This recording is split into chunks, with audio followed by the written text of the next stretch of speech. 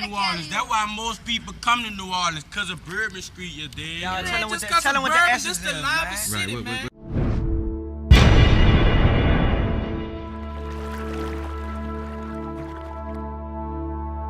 1990 in New Orleans was the era of Jabot jeans, animal bally shoes, starter jackets, and homemade music studios. The city's mayor was Sidney Bartholomew, and the Orleans Parish Prison had only been open 1 year and was already overpopulated. In May of 1990, it was all eyes on New Orleans as the city was televised through the hit show Cops, which focused mainly on the wild and insane things that takes place during the Mardi Gras season. In the early 1990s, New Orleans' only voice to the masses were the New Orleans Saints and Mardi Gras. But after the rise of several Central City conglomerates, the NO was about to be heard loud and clear.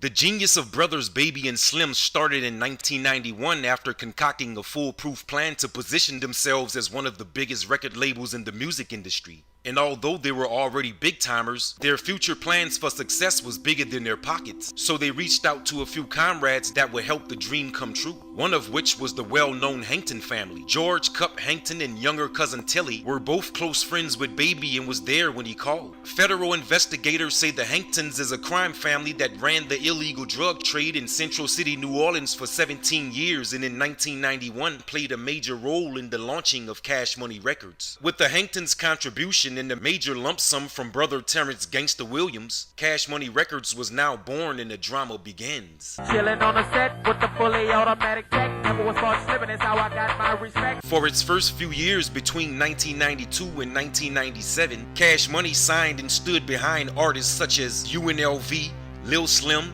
Pimp Daddy, Miss T. In its first real swing at the majors, Kilo G. You're about to witness the birth of a dead man. Kilo G. In 1995, the label signed young rappers Lil Doogie and Baby D, a duo that linked up as the BGs and released the album True Story.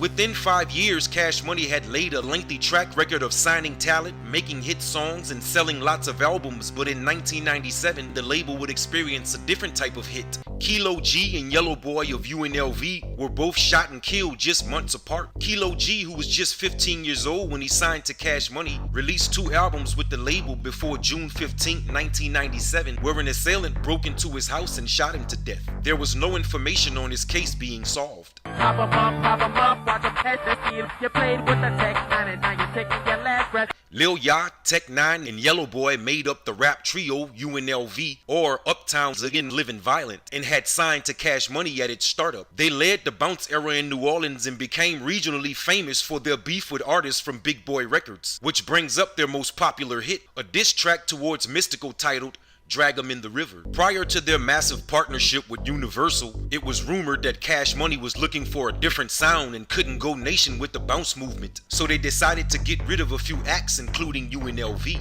When the news got out, the tension between Yellow Boy and Baby began. Sources say Yellow Boy allegedly was with Baby due to money Baby was holding back from him. Whether it's true or not, we'll never know. But what we do know is on April 15, 1997, the news clip said New Orleans rapper and Cash Money affiliate Yellow Boy was killed during a suspected drug deal gone bad. He was 22 years old.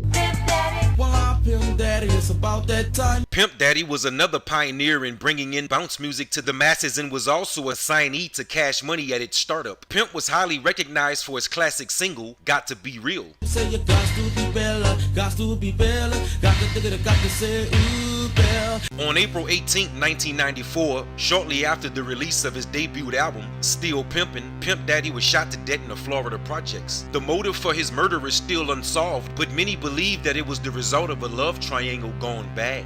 In there past 94, that was the worst year.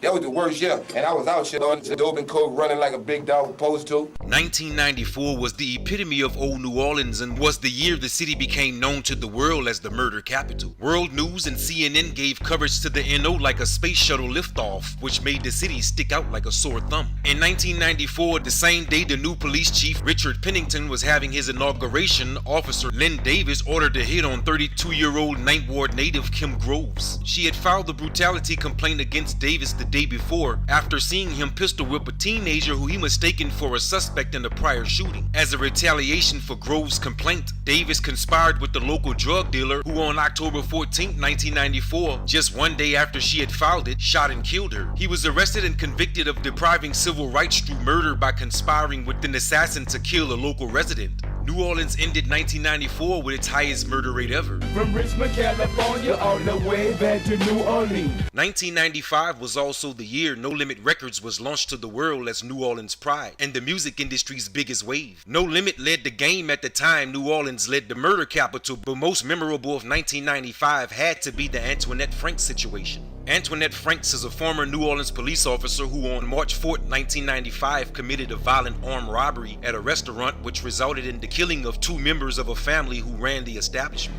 Franks was a regular security guard at the restaurant, and after gaining the owner's trust and an understanding of where the money goes at the end of the night, she decided to rob them. Along with her young boyfriend, they entered with the key she had stolen from the restaurant earlier that day. And for the money, they created a gruesome scene that would later tie Frank's name directly to it. When the police was called to the scene, she was ordered to show up as an officer, but she left as a killer. Her and her young fling shot everyone in the restaurant except for the 2 people who had hid in the freezer until the horrific incident had ended. Franks was identified by the survivors and arrested on site.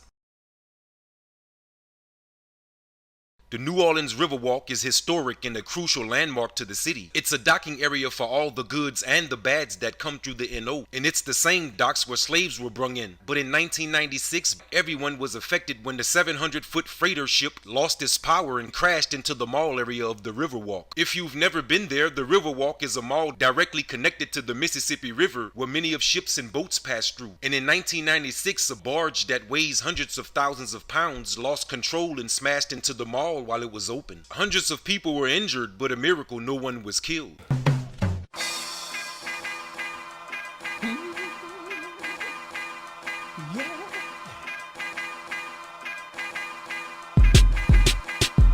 Why the things we cherish most in this world don't last? I hit the weed, roll the dice, and let the good times pass. Back in the days, you know, if they got into a confrontation, they warned the neighbors and the kids. It's going on at 3:30.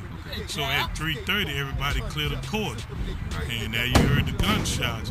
Even though it was violent, but they still had respect enough to warn the families to clear out. Nigga hit me up here, man, whatever, but there ain't nothing, you hear me? I'm chilling up in my little cribby or whatever, you hear me? I ain't even thought of nigga, you hear me? Come straight, hit me up, hit me right here. My motherfucker stomach. This bitch went out though, you hear me?